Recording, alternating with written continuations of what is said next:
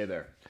So I just want to run through a setup, one example of a setup for isometric ramping. And I'm going to give you kind of the principle of isometric ramping. So what we call isometric ramping in functional range conditioning is targeting tissue with some tactical feedback. And there's lots of ways to do that.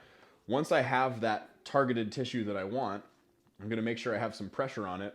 And then I'm going to slowly contract that tissue, and I'm going to simultaneously inhale. And once I reach a full inhale, I'm trying to get to that maximal contraction of that tissue. We can add intensity to this. So if some tissue is really pissed off and cranky, you don't have to make the effort of the contraction really hard, but we still want to try to reach essentially a full contraction at the maximal inhale.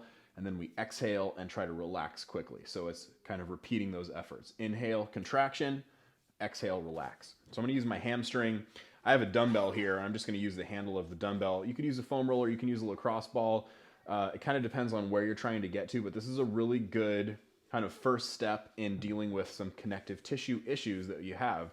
So this is really just helping you target tissue to help your brain understand where you are really trying to get either connection to the brain and help that tissue contract more effectively so we can add more loading strategies down the road.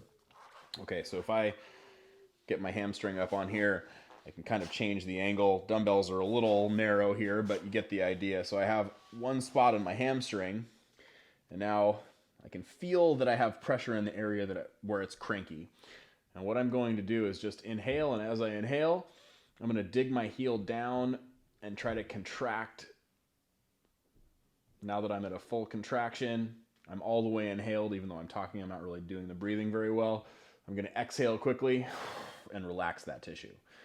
And then you just do that for a set time. Now it's going to be in your programming at some amount of time, but you just would want to repeat those efforts. Inhale, contraction, exhale, relax for the set time in your programming on the desired tissue there. So that's the setup. Thanks.